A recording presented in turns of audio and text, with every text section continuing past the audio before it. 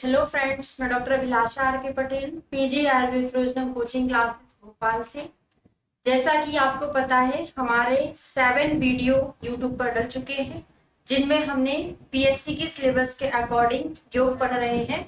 आज हमारा 8वां नंबर का वीडियो है। आज की क्लास में हम अवलेह पढ़ने वाले हैं। ठीक है, स्टार्ट करते हैं। अवलेह पूरा पीएससी के सिलेबस के अकॉर्डिंग हम पढ़ रहे हैं, और आप इसकी पीडीएफ चाहते हैं तो आपको पीजी आयुर्वेद प्रिज्म ऐप को प्ले स्टोर पर जाकर डाउनलोड करना है। वहां पर आपको स्टडी मटेरियल के ऑप्शन पर जाकर क्लिक करना है। वहां पे आपको सारी पीडीएफ मिल जाएगी। तो अवलेह में पहला अवलेह आता है वासा अवलेह।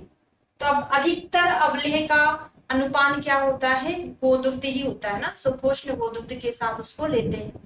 अधिकतर हम वही चीज पढ़ने वाले, इसलिए अनुपान पर ज्यादा फोकस नहीं करना है, उसका रोग अधिकार याद रखना। तो वासा अवलेह गर्म गोदुग्ध के साथ दिया जाता है। कहाँ पर दिया जाता है? तो भाव प्रकाश जी ने बोला है राज्यक्षमा श्वास काश, एक दूसरे से रिलेटेड ही है, राज्यक्षमा श्वास और काश पे।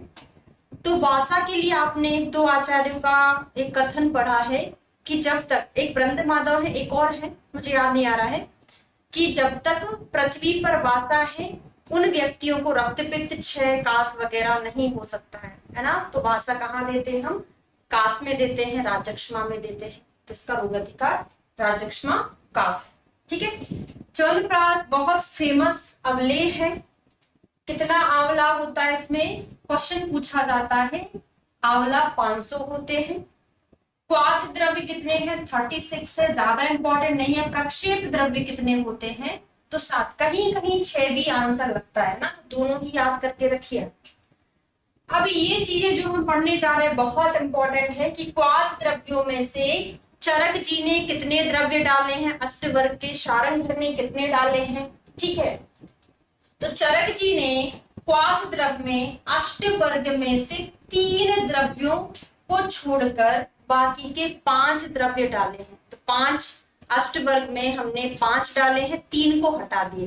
कौन से 3 इन्होंने नहीं डाले हैं? तो बड़े बड़े वाले को याद रखना। बड़े बड़े वाले मतलब क्या? जो हम बाद में पढ़ते हैं, जैसे मेदा पढ़ते हैं फिर महामेदा पढ़ते हैं। तो मेदा को तो डाला, महामेदा को नहीं डाला। तो बड़ा वाला हो गया। से पहले काकोली पढ़ते हैं फिर क्षीर काकोली पढ़ते हैं। तो काकोली को तो डाला है, क्षीर काकोली को नहीं डाला। ठीक है, और पहले हम क्या पढ़ते हैं? रिद्धि फिर वृद्धि पढ़ते हैं।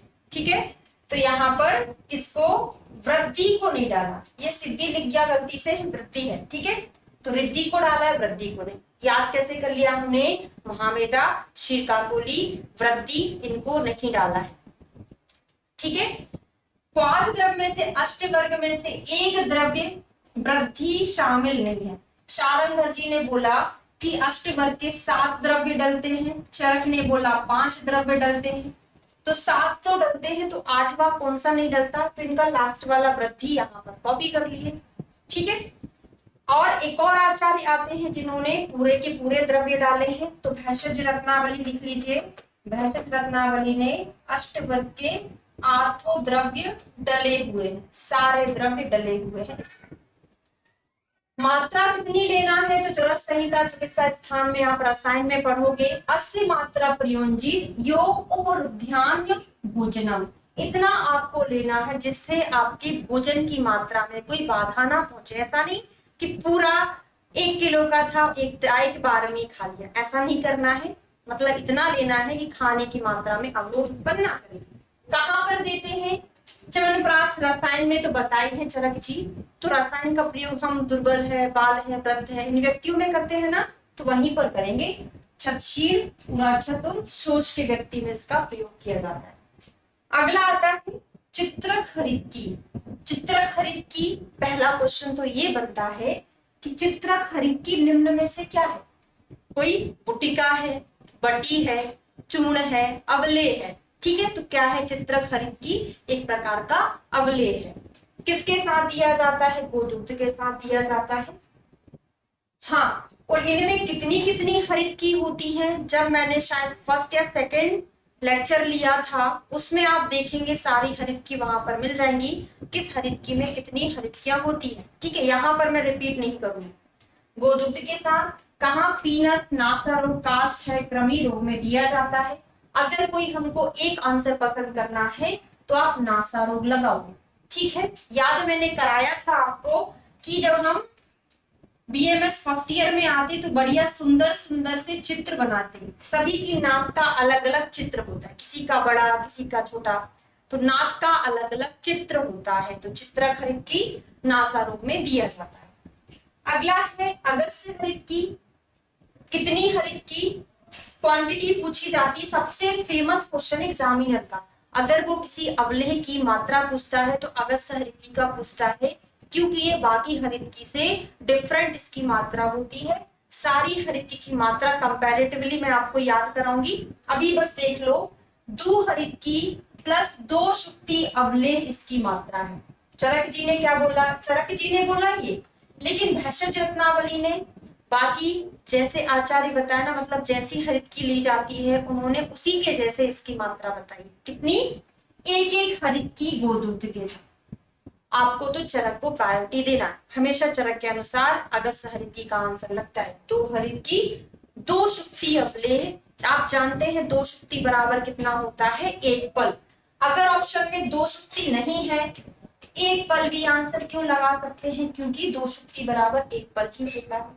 कहाँ दिया जाता है, सभी के रोग अधिकार मैंने टिप ऑफ टंग आपको याद करा दिए थे प्रीवियस वीडियो में, कास्ट में दिया जाता है। अभी हम कंटेंट पर ज्यादा फोकस कर रहे हैं। व्याघ्री हरितकी, एक एक हरितकी देना है। भैषज रत्नावली ने बोला किसके साथ देना है, गोदूत। तो मैंने आपको पहले ही बताया है कि यहाँ पर हम जितने अवलेह पढ़ रहे हैं, हरितकी मतलब अवलेह ही है ना, उसको हम गोदूत से ही देते हैं। कहाँ पर देते हैं, सर्वकाश। फिर हम अलग अलग हरितकी की मात्रा देख लेते हैं। तो आचार्य चरक ने अगस्त्य हरितकी की मात्रा दो हरितकी प्लस दो शुक्ति अवलेह, दो शुक्ति को एक पल भी बोलते हैं। तो अगस्त्य हरितकी की मात्रा दो हरितकी है, ठीक है, अच्छे से याद रखिएगा। बाकी सभी की मात्रा एक एक हरितकी ही है। कंस हरितकी एक हरितकी और एक शुक्ति अवलेह। दंती हरितकी एक हरितकी एक पल अवलेह।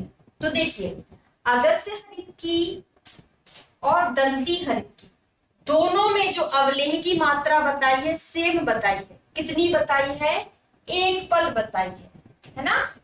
अकेला कंस हरितकी में वो मात्रा कितनी हो जाती है, आधी हो जाती है। मतलब उन्होंने एक शुक्ति बोला है, दो शुक्ति बराबर एक पल है, तो एक शुक्ति उससे आधी मात्रा हो जाएगी। ठीक है, अच्छे से याद रखिएगा, यहां से एग्जाम में क्वेश्चन पूछे ही जाते हैं। अगला स्टार्ट करते हैं आसव अरिष्ट। अगली क्लास में देखते हैं, छोटा सा वीडियो है आसव अरिष्ट, हम एक में ही कंप्लीट कर लें, क्योंकि फिर अगर हम एक साथ करेंगे तो ज्यादा बड़ा हो जाएगा। तो नेक्स्ट क्लास में हम आसव अरिष्ट पढ़ेंगे। Thank you.